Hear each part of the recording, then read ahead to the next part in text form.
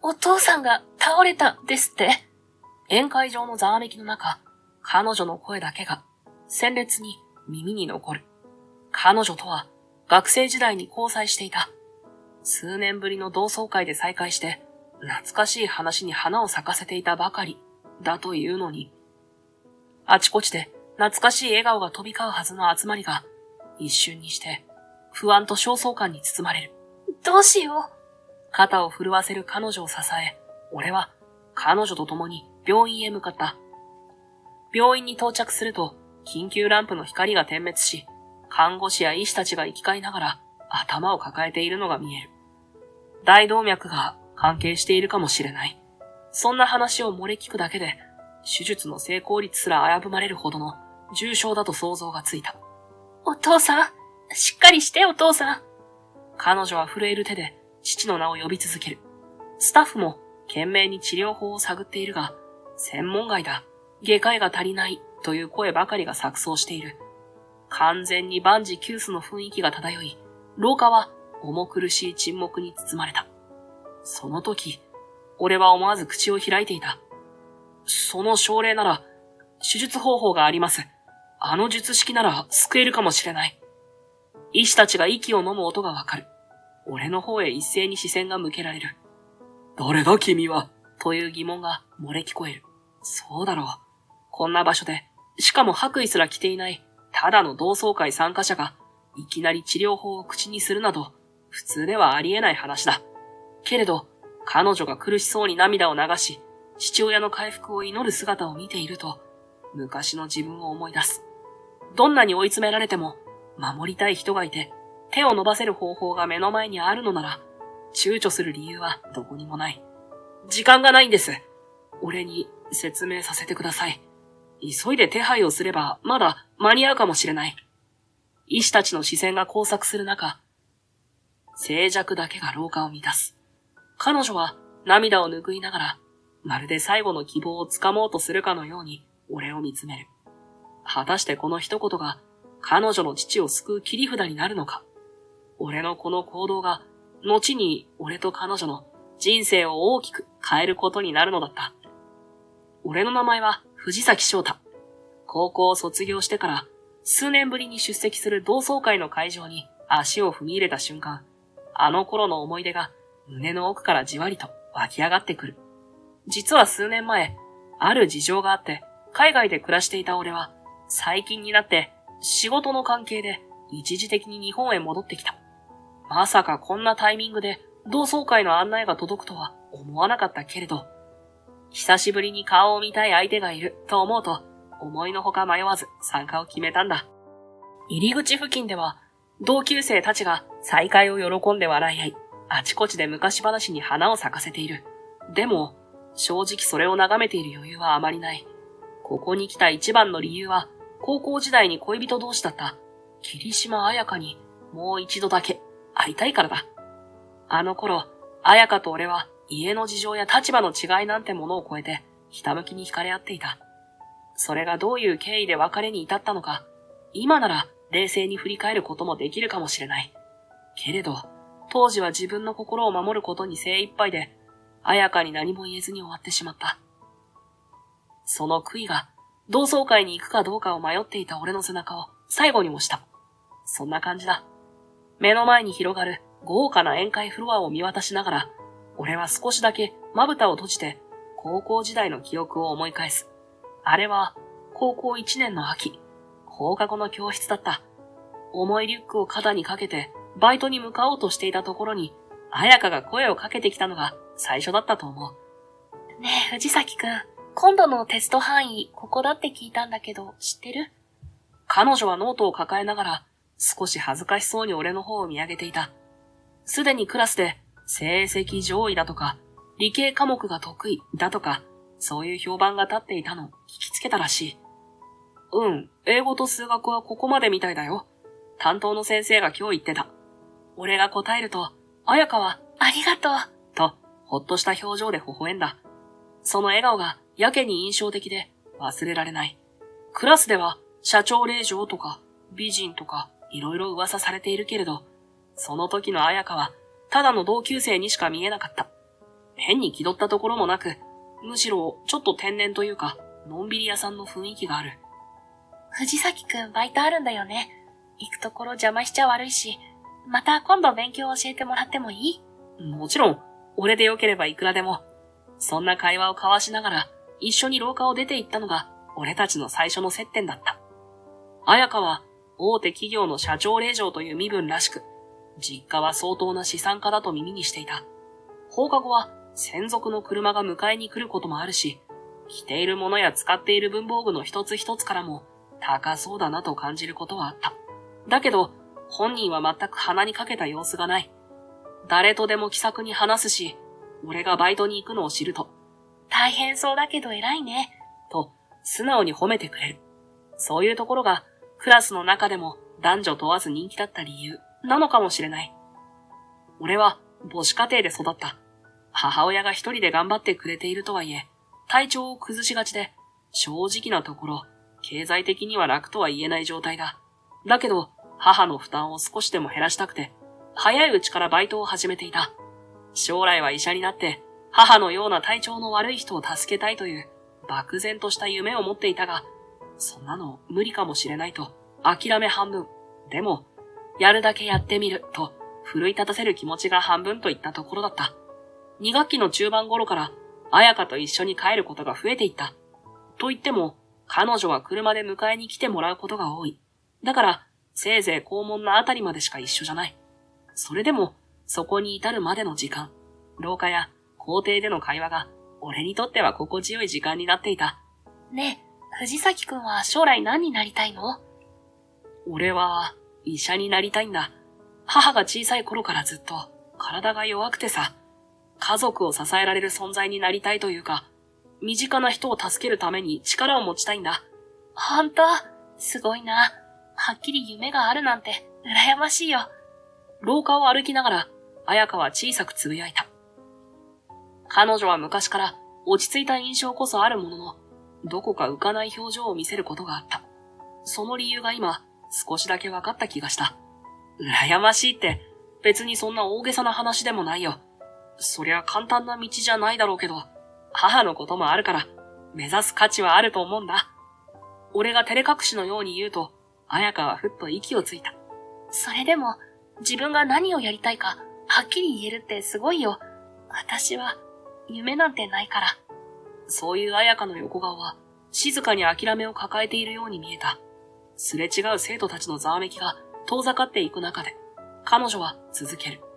父の会社を将来的に手伝うことになると思う。というか、それが当たり前みたいに育ってきたから、ずっと自分の気持ちは後回しでさ、何かやりたいってことがあるなら考えてみればいいんだろうけど、夢なんて最初から持たない方がいいってどこかで思ってたのかもしれない。私の将来はもう決まってるんだって自分で勝手に決めつけちゃってた。彩香が抱えている道という名の枠は、俺には想像もできないくらい大きいのかもしれない。けれど、口をつぐんだまま黙っているのも違う気がした。俺は遠慮がちに言葉を探す。でもさ、将来は会社を継ぐって周りから決められたものでも、本当にそれしか選べないわけじゃないと思うんだ。少なくとも、彩香自身が自分のやりたいことを探してみるのは自由じゃない。考えもせずに諦めるのはもったいない気がする。すると、彩香は少し驚いた顔で立ち止まった。俺も歩みを止めて彼女の表情を伺う。いつも柔らかく微笑んでいる彩香が珍しく言葉を失っているようだ。でも、私が将来を勝手に選んでしまったら、父はきっと反対するだろうし、周りもお嬢様なのに何やってるのって言うかもしれない。周りが何を言っても、最終的に生き方を決めるのは自分自身じゃない。誰に反対されようが、彩香が本当にやりたいことに挑戦するのを止める権利は、誰にもないと思う。俺の言葉に、彩香は一瞬だけ視線をそらす。校舎の窓から差し込む夕日が、彼女の横顔をほんのり照らしていた。そっか、そういう考え方もあるんだね。小さい頃から当たり前に縛られてると、そこに疑問を持つことすら忘れちゃってた。私、自分が何かを選ぶなんてできないと思い込んでたけど、実はそうじゃないのかな。彩香の瞳にほんの少しだけ光が宿った気がして、俺の胸もなぜだか熱くなる。先に校門が見えてきた。その先には黒塗りの車が止まっていて、ドライバーらしき男性がうやうやしく待っているのがわかる。彩香は一度そちらに視線をやってから俺の方へ向き直った。ありがとう。藤崎くんにそう言われると、不思議と今のままで終わらなくてもいいんじゃないかって思える。ほんの少しだけど気持ちが軽くなったよ。ならよかった。俺も偉そうなこと言えないけどさ、夢に向かって迷うのは当たり前だし、どこかで立ち止まることもある。けど、自分がやりたいって思う気持ちだけは捨てちゃダメだと思うんだ。その言葉を聞いて、彩香は優しく笑った。まるで固く閉じていた心が少しだけほぐれたような、そんな表情だ。そうだね。もしまた迷ったら話を聞いてくれる？もちろん、俺でよければいつでも。ありがとう。じゃあまた明日ね、藤崎くん。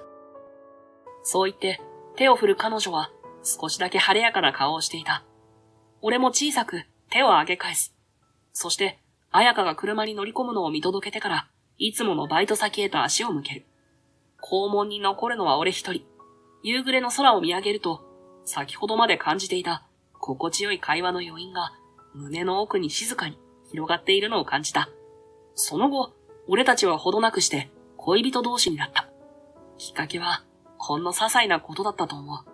放課後に二人で勉強をしていた時だったり、校庭を歩きながらたわいもない話をしていた時だったり、そこに明確な境目はなかったが、いつの間にか自然に気持ちが重なったのだ。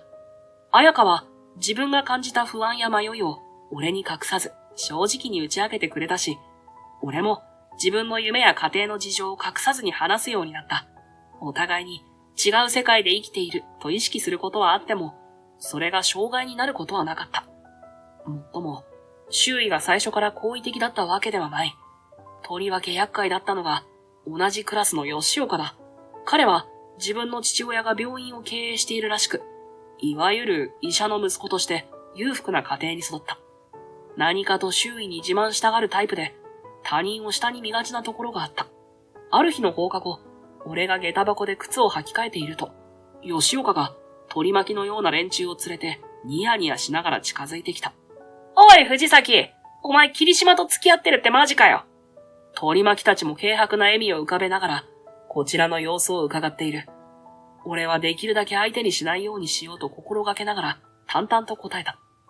だからなんだ、お前には関係ないだろ。いやいや、いくらなんでも分不相応すぎるって話だろ。霧島の父親はあの大手企業桜商事の社長だぞ。お前の母子家庭とは桁が違いすぎるんじゃないのか。そう言って、吉岡は楽しそうに肩をすくめる。取り巻きの連中もそれに合わせてクスクスと笑う。俺は無性に腹立たしかったが、ここで感情的になるのは避けたかった。だからこそ、努めて静かな声で言い返す。霧島が誰と付き合おうが、俺と彩香の問題だ。お前が口を出す権利はないはずだ。へえ、強気だな。でも身分の差ってあるだろ。どう見ても不釣り合いだろ。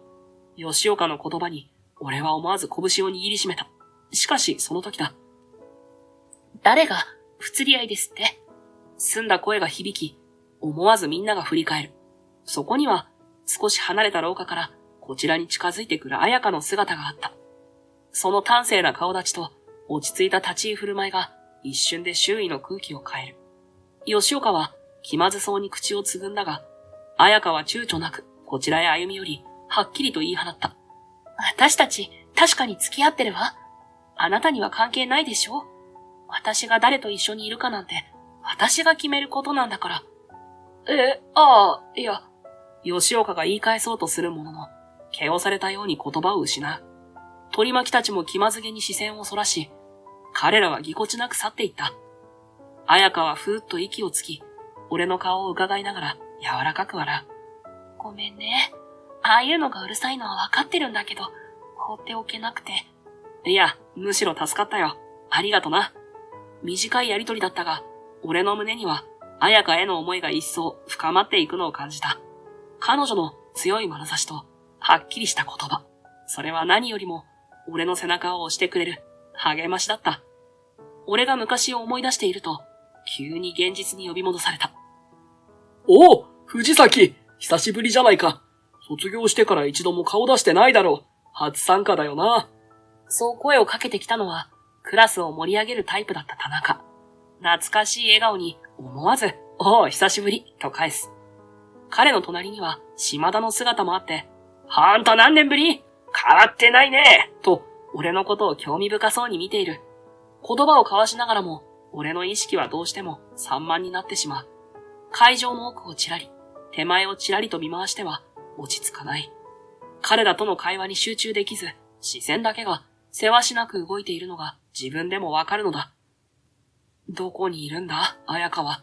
そんな風に思っていると、ふと視界の端に白っぽいワンピースが見えた。見覚えのある後ろ姿にドキリとし、自然と足がそちらへ向いてしまう。すると、その女性がこちらを振り返った。彩香だ。昔と変わらない。いや、少し大人っぽくなったような気品がある立ち姿が一瞬で視界を支配する。彼女も俺に気づいたようで視線が絡む。まるで他の声や音が一瞬消えたように感じるくらい不思議な静寂が二人の間に落ちる。何か言葉をかけようと口を開きかけるものの、そのタイミングをどこに置けばいいか迷い、結局、お互いが目をそらせずにいるだけの数秒が過ぎた。そこへ、不意に割り込んできたのが吉岡だった。背後から勢いよく肩を叩かれ、俺は思わず身構える。よう、藤崎！お前ちゃんと来られたんだな。軽く眉を上げながら、彼は見下すように笑う。相変わらず嫌な雰囲気だ。ちらりと彼の取り巻きが目に入る。みんなスーツ姿で、やけに得意げな顔をしている。ここ、なかなかいいホテルだろ？俺が選んだんだけどさ、外国系列のチェーンでさ。まあ、サービスも値段も一流だよ。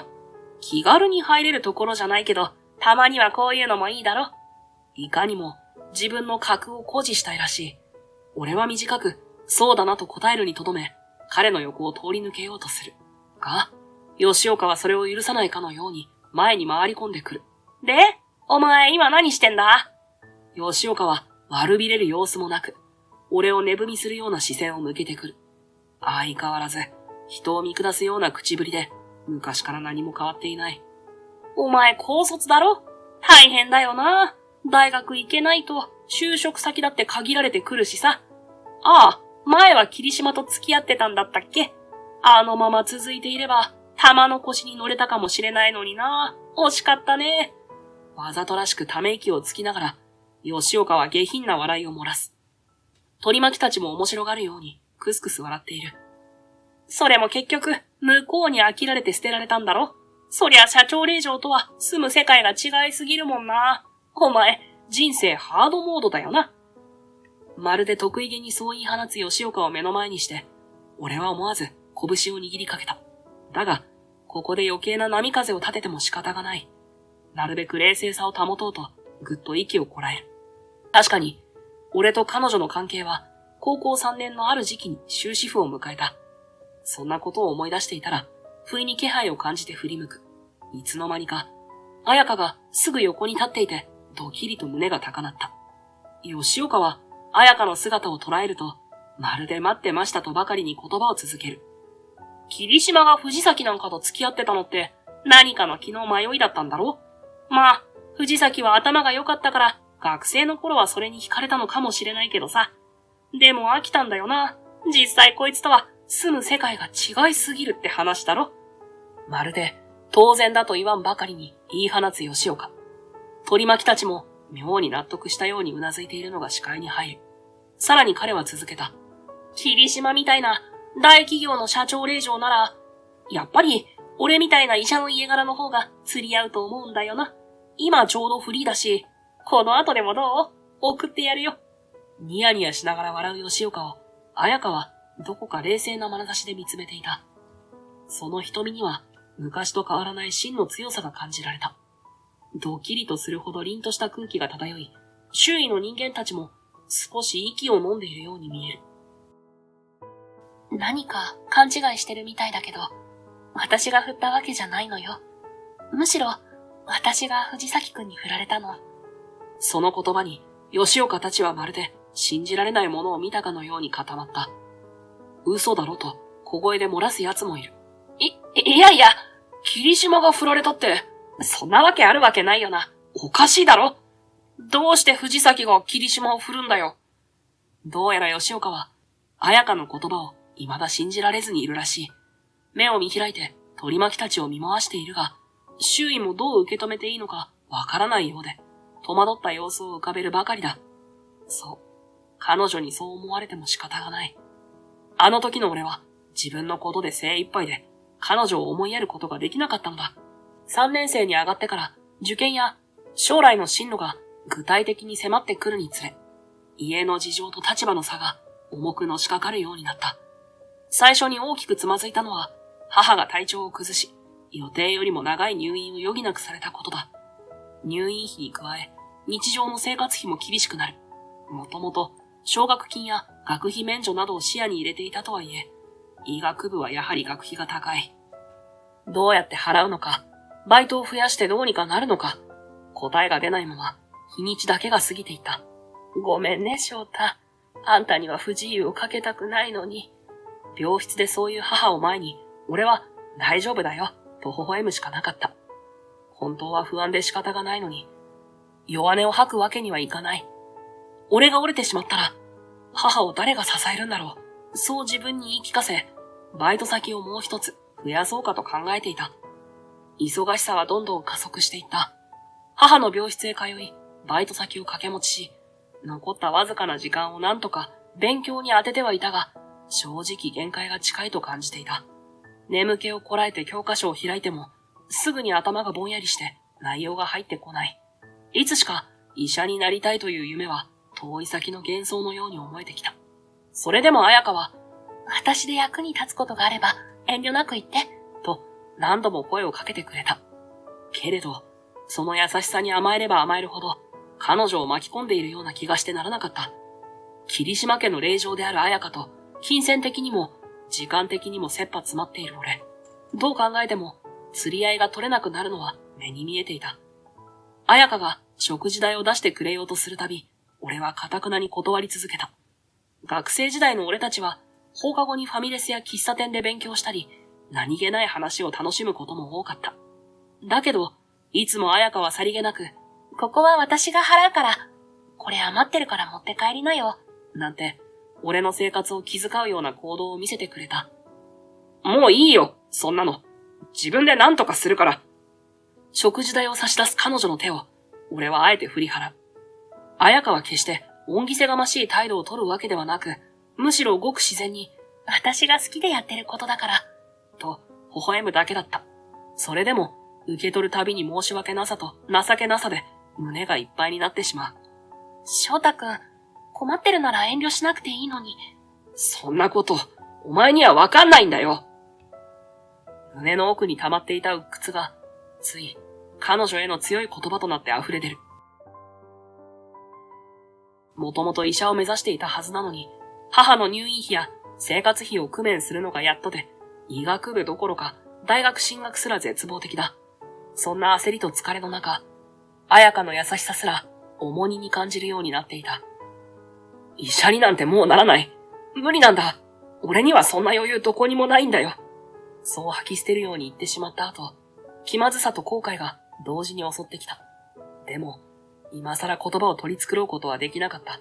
本当にそれでいいの？翔太くんの夢だったんじゃないの？夢なんかで飯は食えない。お前にはわかんないんだよ。もう放っておいてくれ。彩香は唇を噛みながら小さく息を飲んだように見えた。ごめん。もうこれ以上お前と一緒にいられない。俺もお前を幸せにできる気がしない。自分が何を口にしているのか、あまりにもひどいことを言っているのは分かっているのに、止まらなかった。俺は彩香のそばから離れていった。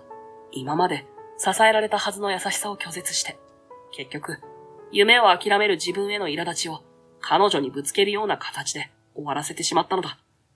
それが高校3年の冬のこと。結局、卒業式でもまともに言葉を交わさず、まるでお互い避けるかのようにして式を終えた。彩香の涙ぐんだ横顔を見た時の胸の痛みは、今でも忘れられない。そんな空気が微妙に張り詰めたところに、突然ウェイトレスが現れた。外国人のスタッフらしく、流暢な英語で何かをまくし立てている。幹事の方ですか？吉岡さんはいますか？実は問題が生じているようなんですが。困ったようにこちらへ話しかけているが、どうやら吉岡を探しているようだ。彼女の発音はネイティブすぎて、周囲は何を言われているのかすらつかめていない。幹事役を担っている吉岡がそれに気づき、あたふたした様子で、と視線を泳がせた。おいおい、何言ってるかわかんないんだけど。吉岡がそう口ごもると、取り巻きたちも苦笑いを浮かべるだけ。会場の雰囲気が何とも気まずい空気に包まれる。すると、自然と俺の方に視線が集まってきた。すみません、どうかしましたか？そう言って、俺は迷わず英語で対応を始めたからだ。海外で暮らしていた経験から、日常会話なら難なくこなせる。ウェイトレスは、ありがとうございます。と、安堵の表情を浮かべると、不具合のある設備について、早口で説明してくる。どうやら、会場で使う音響機材に不具合が起きているみたいだ。具体的には、マイクやスピーカーの一部が反応しなくなっていて、早急にチェックや交換をしたいってことらしい。俺がうなずきながら対応策をいくつか指示すると、ウェイトレスは、助かりました。と、笑顔を残して去っていった。その一連のやりとりを見守っていた吉岡や取り巻きたちが、口をポカンと開ける。お前、英語、すげえ流暢じゃん。高卒なんじゃないのか？気まずそうに言う吉岡に、俺は軽く肩をすくめて答えた。まあ、実は親が再婚してさ、相手が外国の人だったから、いろいろあって向こうで暮らしてたんだよ。だから多少英語はできる。簡単に説明すると、取り巻きたちはへえと言いながら、微妙に気まずそうに視線を交わす。吉岡も悔しそうな顔を浮かべているが、先ほどのように大口を叩く余裕はないらしい。そうだったのか。まあ俺は医療系の英語なら自信あるんだけど、専門外の用語はちょっと苦手なだけだし。吉岡はそんな言い訳めいた言葉を口にしながら、わざとらしく鼻を鳴らしてその場を離れようとする。けれど明らかに気まずそうで、周囲も微妙な空気に包まれたままだ。自慢げにエリート医師を名乗っていた吉岡も、この瞬間だけはどうにも格好がつかない。そんな白々しい沈黙をはらんだ空気の中で、彩香はどこか呆れたように小さくため息をついた。それから、すっと俺の横に歩み寄り、控えめな声で話しかける。話したいことはたくさんあるけど、ここじゃあんまりだよね。そうだな。俺は周囲の様子を伺う。すでに何人かが俺たちに注目している気配を感じていた。これ以上邪魔が入るのは避けたい。同窓会が一段落したら、少し外で話せるかな。そう申し出る俺に対して、彩香は迷うことなくうなずいた。たったそれだけで、俺は心の底でほっとした。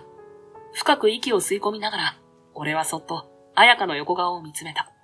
華やかな会場のライトに照らされた彼女は、あの頃よりも少し大人びて見える。だけど、穏やかな瞳の奥に揺れている光は、昔と変わらない気がした。そして次の瞬間、場内スピーカーから司会者の声が響き、同窓会のプログラムが始まる合図が告げられた。ざわめく会場の中で、彩香は申し訳なさそうに微笑んで、後でね、と一言だけ残して自分の席へと戻っていった。一次会が終わる頃、俺は彩香の姿を探していた。会場の片隅に立つ彼女と目が合うと、自然とお互いに歩み寄り、どこかで話そうかという流れになる。まるで昔のようにスムーズにタイミングがあったのは少し不思議な感じだった。ところが、いざ会場を出ようとしたその時、彩香の携帯が鳴り響く。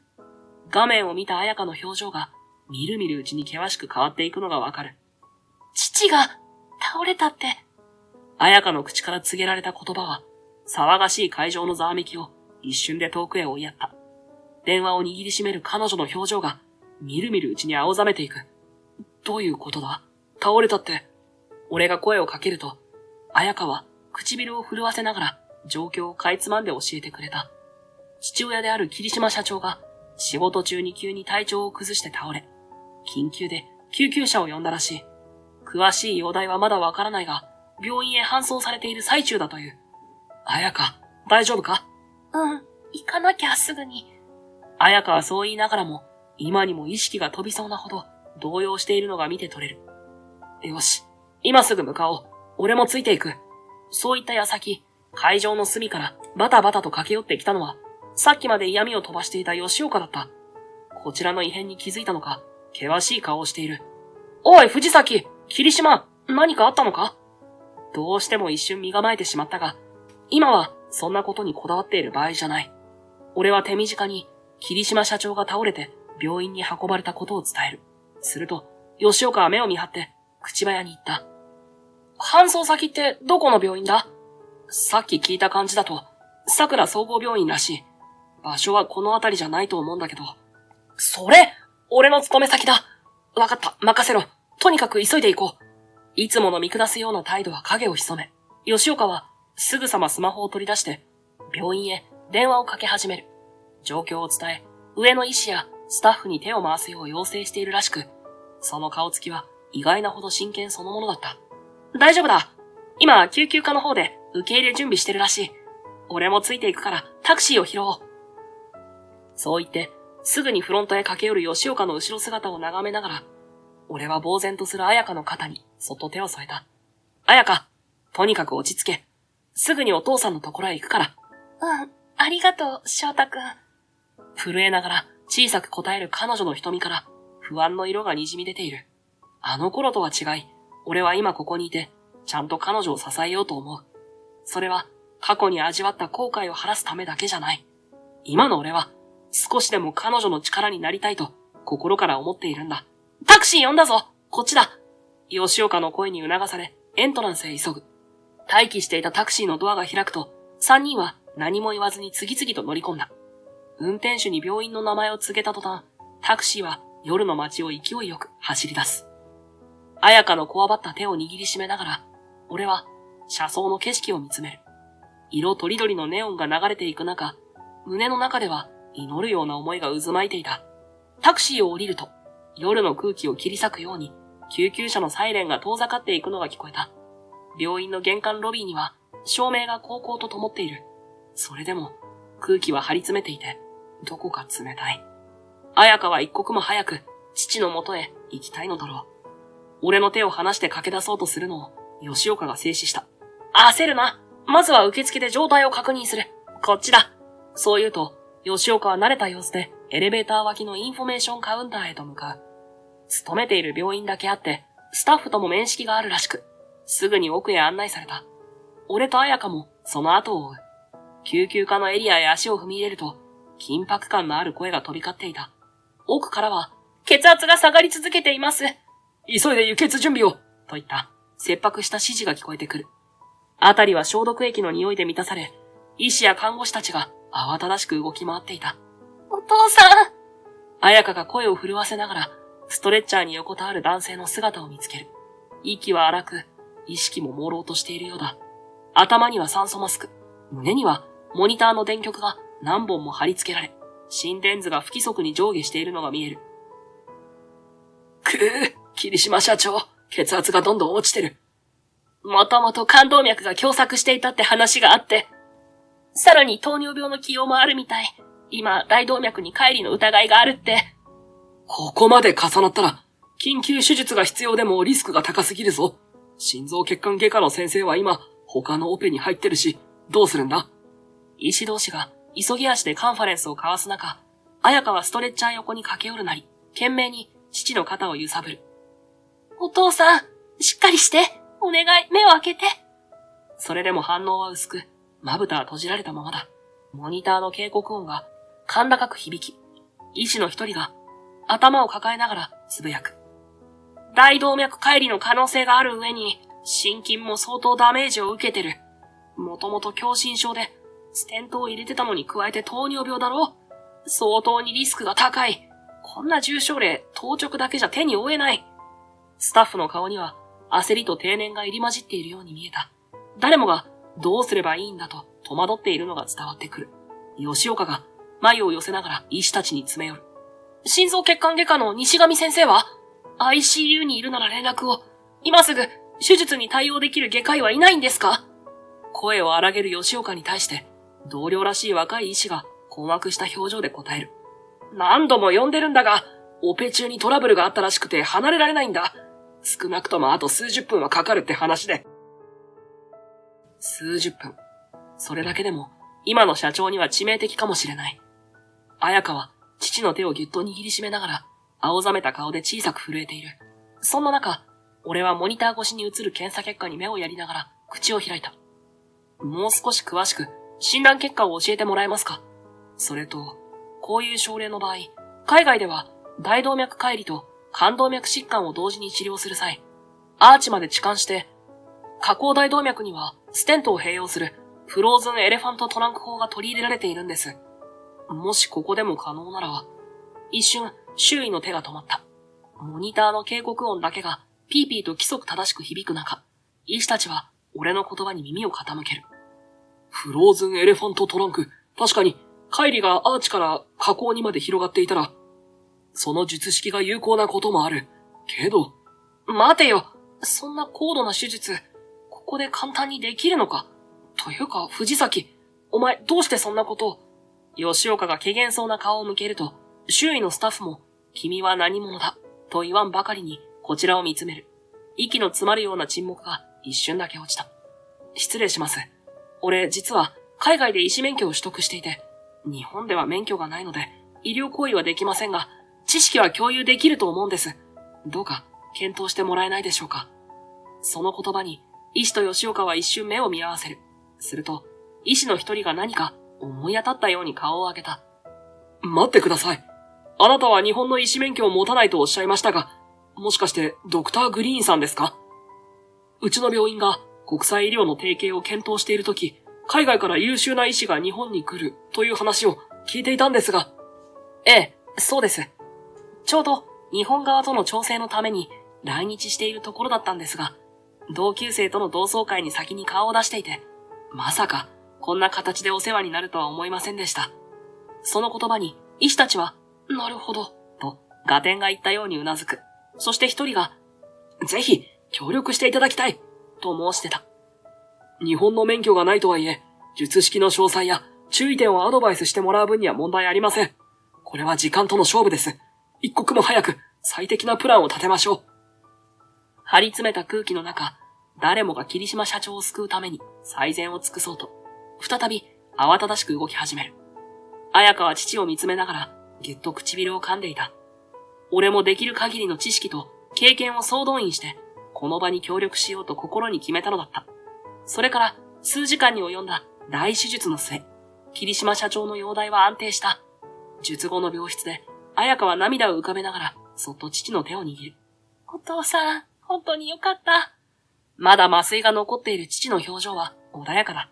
心電図も安定したリズムを刻み、医師たちの口からは、成功だという言葉が繰り返し聞こえていた。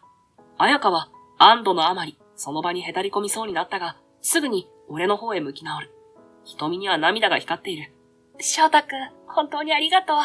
まさか医者になっていたなんて、夢を叶えたんだね。彼女の声は震えながらも優しく、どこか懐かしさを帯びていた。昔俺が医者になりたいと語っていたことを、彩香はずっと覚えていてくれたのだろう。ああ、母親が翻訳の仕事をしていて、再婚相手がアメリカ人のグリーンさんだったんだ。彼はすごく親切でさ、俺が医学を学びたいって言ったとき、お金のことは気にしなくていい。好きなだけ勉強しなさいって言ってくれた。だから思い切って渡米して、向こうで医師免許を取れたんだ。そう語りながら、遠い異国で過ごした日々が脳裏に浮かぶ。大学で懸命に勉強し、研修医として修羅場のようなオペに携わり、数えきれないほどの患者を見てきた。あの時、夢を諦めてしまっていたら、きっと今とは違う道を歩んでいただろう。今は、日本の桜総合病院から依頼を受けて戻ってきてるんだ。国際医療の提携プロジェクトを立ち上げるって話があって、その調整役というか、そんな仕事を任されて、だから一時的に帰国してたんだけど、同窓会の案内が届いて、言葉を紡ぐたびに胸の奥がじんと熱くなる。よかった。本当にありがとう。翔太くん。あなたのおかげでお父さんも助かった。昔夢を諦めそうになっていたって言ってたけど、こうして叶えてくれて、私すごく嬉しい。彩香は目にいっぱいの涙を浮かべながら、何度も、よかった、ありがとうと繰り返している。俺は、そんな彼女の肩にそっと手を置き、少しだけぎこちなく笑ってみせた。こちらこそ、あの時支えてくれたのは彩香だったから、今度は俺が助ける番だと思ったんだ。重苦しい緊張感に包まれていた病室は少しずつ暖かな空気に満たされていく。彩香の涙が頬を伝って落ちるのを見つめながら、俺もかつて失った時間を埋めるように、そっと彼女の手を握り返すのだった。数日後、俺はお見舞いのために再び病室を訪れた。ベッドの上で体を起こした霧島社長。彩香の父はやや憔悴しているものの、顔色は思ったより悪くない。彩香が付き添っていて、俺の姿を見るなり、穏やかに微笑んだ。お父さん、翔太くんが来てくれたよ。彩香がそう声をかけると、社長はゆっくりとこちらを振り向く。先日の緊迫したオペの時とは打って変わり、病室にはどこか落ち着いた空気が漂っていた。君が助けてくれたのか。あの時は本当にありがとう。社長が深々と頭を下げようとしたので、俺は慌てて手を振る。いえ、俺はただ海外での知見を少し提案しただけです。実際に命を救ってくださったのは、この病院の素晴らしいスタッフの皆さんですから。それでも社長は何度も、いや、そうは言っても、とつぶやきながら言葉を探しているようだった。やがて一息つくと、思い切ったように口を開く。実はな、昔君に無理やり別れを迫ったのは、私なんだ。彩香と付き合う君の姿を見て、立場の違いが大きすぎると勝手に決めつけたんだ。その言葉に、彩香がはっと顔を上げる。どうやら、父が俺たちの関係に直接口を出していたことは、彼女自身も知らなかったのかもしれない。社長にそう告白されると、俺の脳裏に昔の光景が鮮明に浮かんできた。まだ高校生だったあの冬の夕暮れ時、校門を出ると、そこにはいかめしい表情の霧島社長が車から降りて待っていた。存在感に圧倒されそうだったが、それ以上に突き刺さったのは、彼の目に宿る強い決意のようなものだった。申し訳ないが、彩香とはもう会わないでくれ。声を低く抑えた社長の口調には容赦がなく、ピリピリとした空気が張り詰める。最初はどういうことか理解できなかった。けれど、その鋭い眼差しを見つめるうちに、これがただの忠告ではないと悟る。俺は、彩香の父親から明確に別れを突きつけられているのだ。どういうことでしょうか。震えそうになる声を懸命に抑え、なんとか言葉を返す。すると社長は、俺の背後にある母子家庭の事情や経済的な問題、そして、彩香の社長令嬢という立場、すべてを見越したように語気を強めて続けた。わかっているだろう。彩香はうちの一人娘だ。将来家のことを背負っていく身でもある。君にその重荷を支えきれるのか？生活費にも困っているようでは、学費すらままならないんじゃないか？一方的な理屈だった。言い返そうと口を開こうにも、まるで言葉が出てこない。無力感が全身を押しつぶすようで、息が苦しかった。やっとの思いで絞り出した声も、ほとんど震えてしまっていた。でも、それと俺たちの気持ちとは関係ないと思います。社長は一瞬だけ眉を潜めてから、冷ややかに口を結んだ。その目は、俺の抗議など最初から通用しない、とでも言わんばかりの、静かな怒りに満ちている。家と家のことだ。彩香を守るのは父親である私の義務だ。もし本当に彩香のことを思うのなら、苦しむ前に手を引いてくれ。頼むから分かってくれ。まるで決定事項だと告げるように、社長は一度深い息をついた。正直、頭が真っ白になった。俺の家庭事情や進路が曖昧なこと、すべてを見透かされているようで何も言い返せない。それ以上、彼が何かを強要してきたわけではないが、言葉には抗えない重みがあった。俺はただ、うなずくこともできず、唇を噛み締めて立ち尽くしたまま、彩香の父が去っていくのを見送った。その夜は彼の言葉が頭から離れなかった。立場の違いを突きつけられた時の悔しさと、彩香を守りたいという父としての気持ちを否定できない複雑さ。どちらも胸に刺さって苦しかった。結局、俺にはどうすることもできず、彩香を巻き込みたくないという思いばかりが募る。そして翌日、学校であっても彼女の顔をまともに見られなくなり、自然と距離を置くようになってしまった。最後は、俺の方から別れを切り出す形になって、何もかも終わってしまったのだ。そして、あれから何年も経った今、まさか社長自身が後悔していると口にする日が来るとは思わなかった。社長は弱々しくも真摯な目で、俺を見つめ、頬を垂れた。あの時は娘を守りたい一心だったけれど、結果的にあれ以来、娘がずっと塞ぎ込んでしまい、私は何年も後悔し続けていた。勝手を言ってすまない。もしまだ娘に対する気持ちがあるなら、どうかこれからは支えてやってほしい。私は娘が幸せになってくれれば、それでいいんだ。苦しそうに語る社長の声が、病室の静けさに染み渡る。彩香は父を心配するように肩に手を添えながら、何か言いたげに俺の方を見つめている。顔を上げてください。霧島社長のお気持ち、痛いほどわかります。俺だって、もし俺が彼女の親だったら、同じことを言っていたと思うんです。俺はそう言うと、椅子から立ち上がり、社長のベッドに寄り添うように姿勢を正した。ただ、あの時は俺自身が未熟でした。でも今は、こうして医者の道を歩んで、ようやく彼女に恥じない自分で戻ってこれたと思っています。もし許していただけるなら、彩香と再びお付き合いさせていただけないでしょうか。あの頃の後悔を振り払うように、俺は真剣な思いを言葉にした。すると、俺の言葉を聞いていた彩香が、目に涙を浮かべながらこちらを見つめる。俺は一度、息を整えた。そして、彩香へと向き直る。彩香、順番が逆になっちゃったけど、同窓会に行ったのも、結局は君に会いたかったからなんだ。遠回りしちゃって、すごく遅くなったけど、もしこんな俺でよかったら、もう一度付き合ってほしい。彩香はみるみるうちに涙をこぼしながら、けれど、はっきりと、とうなずいてくれた。もちろんだよ、翔太くん。私ずっと待ってた。その瞬間、俺の胸には込み上げる熱いものが抑えきれず、彼女の手をそっと握り返す。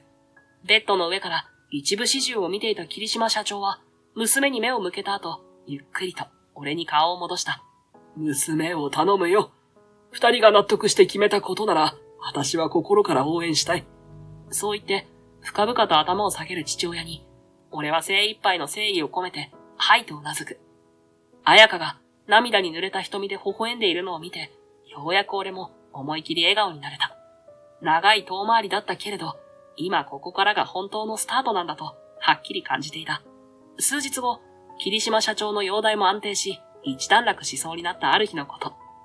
俺は病院の廊下で吉岡と鉢合わせした。勤務シフトが終わったところなのか、白衣の襟元を緩めながら小さくあくびを噛み殺している。よう、藤崎。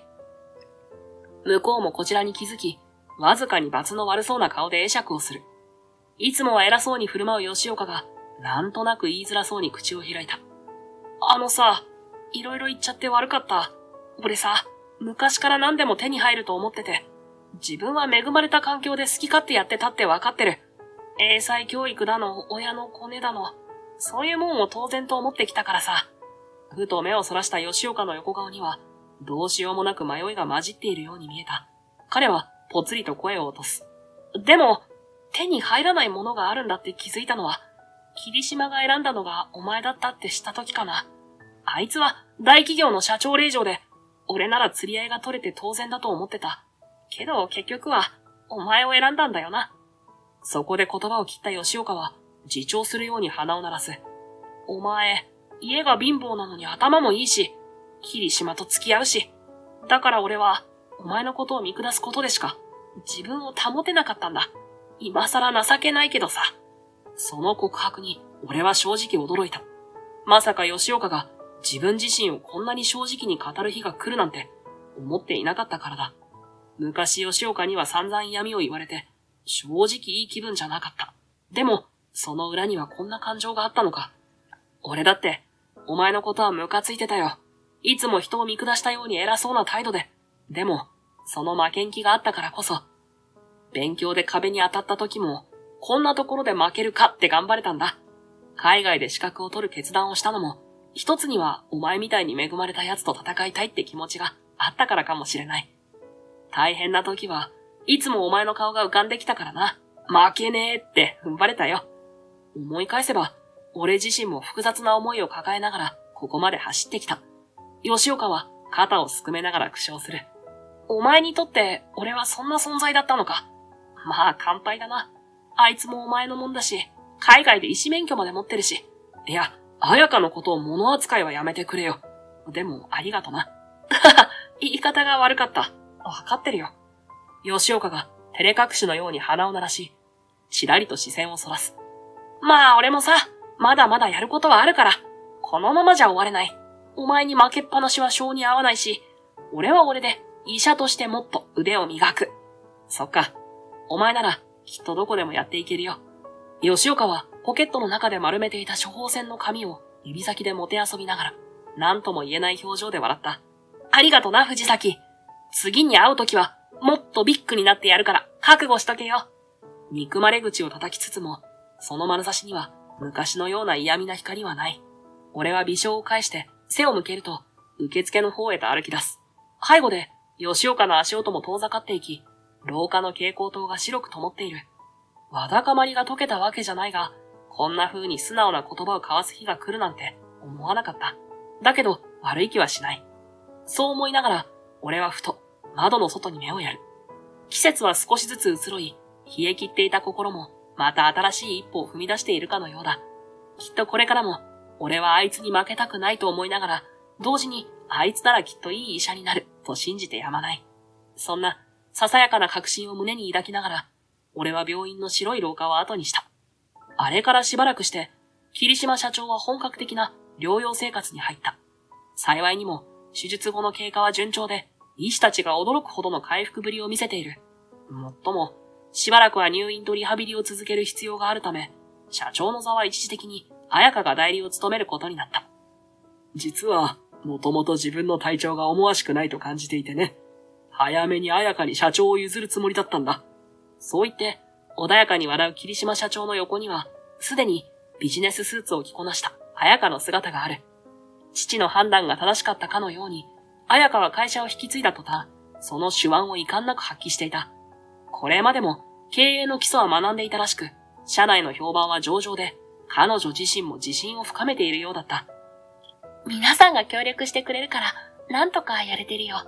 まだまだ勉強中だけど、せっかく父が勇気を出して任せてくれたんだもの。しっかり会社を守りたい。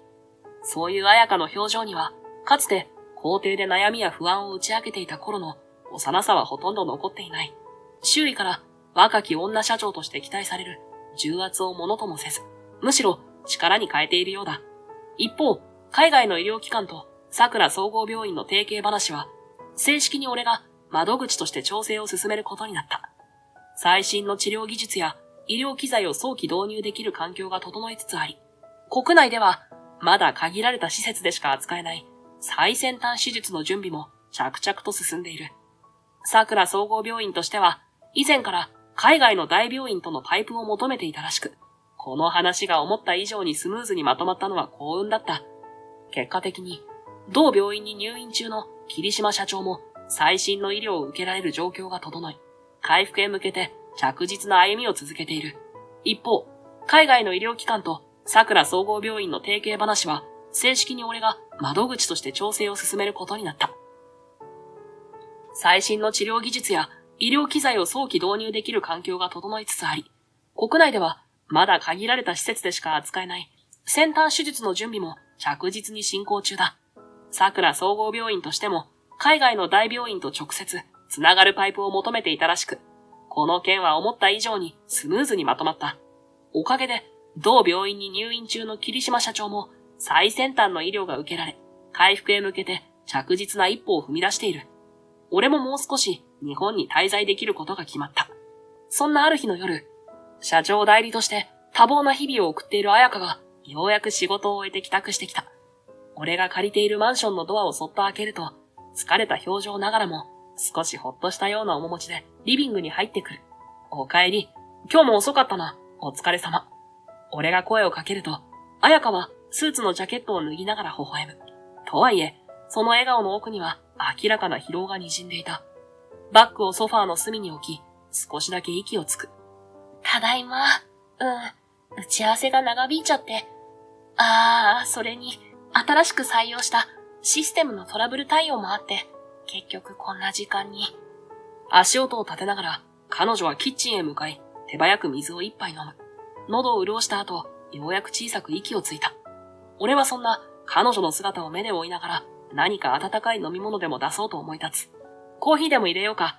それともハーブティーの方がいいかな。普段は入れる習慣のないハーブティーも、彩香が疲れた時用にと何種類か準備してある。すると彼女はありがとうと小さくうなずいた。お湯を沸かす間、静かな空気が流れる。疲れが見えるとはいえ、彩香は頑張りすぎているような様子だ。ふと視線を向けると、彼女が真剣な顔でこちらを見つめてきた。ねえ、翔太くん。前にね、私たちが別れた時のことを最近よく思い出すの。そう切り出された瞬間、胸が少しざわめく。あれは、高校を卒業する前後の、俺と彩香にとって一番苦しかった時期だ。彩香が言うように、当時のことを今は振り返られるほど、俺たちは変わったのだろう。彩香はテーブルに肘をついて、視線を落としながら言葉を続ける。私、あの時あなたに別れを切り出されたでしょ？その後で気づいたんだ。どれだけ自分が世間知らずだったかって。父の会社を継ぐつもりとか、大きくしたいとか、そういうことばかり言いながら、実は社会のことなんて全く知らなくて。彼女の声はどこか懐かしく、けれど切なさを帯びていた。カップにハーブティーを注ぎ終え、そっとテーブルに置く。蒸気がゆらゆらと立ち上り、彩香のかすかに震えるまつげを照らしている。俺は、彩香が社長令嬢だってことを気にしていた。それが、俺たちの間の溝だった。でも、彩香自身もいろいろ悩んでいたんだよな。高校時代、彩香は常に周囲に明るく接していた。でもその裏で、立場や家の事情をどう受け止めればいいか、苦悩していたはずだ。彩香は目を伏せて唇を噛むようにしながら、小さく息をついた。私、自分が社長令嬢であることを鼻にかけないようにはしてたつもり。でも、実際にはそれに甘えてたんだと思う。だって、何不自由なく育って、必要なものは全部与えられてきたから。普通に育ったと思っていたけれど、社会にはいろんな立場の人がいて、同じ環境なんて一つもない。あの時私は、翔太くんと付き合うと公言することで、翔太くんがどういう影響を受けるかなんて、深く考えてなかった。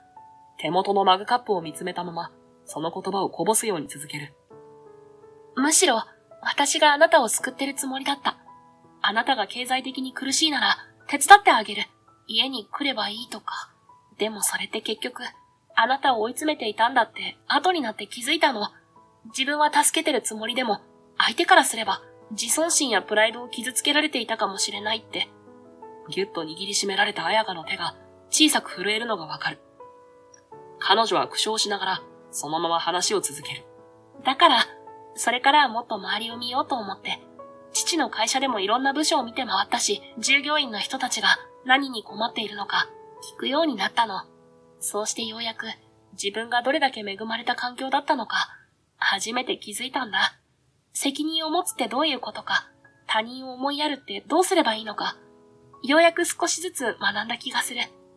彩香はそう語り終えると、少しだけ肩の力を抜いて、ハーブティーを一口含む。その瞳には、昔にはなかった強さと柔らかさが宿っている。今は社長代理をしながら、いろんな課題が見えてきた。それでも、従業員の気持ちや業務の流れを知ろうとするうちに、少しずつ前に進めているのかなって思えるの。まだまだ至らないところばかりだけど。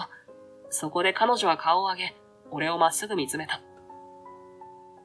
それでね、私が言いたいのは、やっと自分なりに一緒に人生を歩むってどういうことか、ちょっとだけ分かりかけた気がするってこと。もしよかったら、私とこれからも一緒にいてくれる？今はこれが私の夢なの。静かな部屋の中で、彩香の言葉がまっすぐ届く。彼女の瞳にはしっかりと涙が浮かんでいた。俺は一度唇をぎゅっと引き結んで、そして自然に笑みがこぼれるのを感じた。彩香、夢見つけたんだな。俺がそう言うと、彩香は小さくうなずく。ほんのり赤くなった方を隠すように視線を落とした後、そっと口を開いた。私の夢はね、大好きな人と一緒に大好きな仕事をしていくことなの。父の会社もそうなんだけど、ただ受け継ぐだけじゃなくて、私自身が本当にやりたいことを形にしたいの。あなたと一緒に二人で歩んでいきたい。自分の思いを口にするたび、彩香の瞳に浮かぶ涙がキラリと揺れる。その姿を見ていると、こちらまで胸がいっぱいになり、なんだか少し切なくて、それでも幸せな気持ちがこみ上げてきた。そっか。そいつは素敵な夢だな。彼女の手を離さないように、俺はそっと指先を絡める。少し前の俺たちなら、こんな率直な言葉を交わすことすら、きっと照れくさくてできなかったかもしれない。けれど、遠回りを経て再会し、こうして再びお互いの気持ちを重ねられる今だからこそ、言葉にならないほどの温かさを共有できる。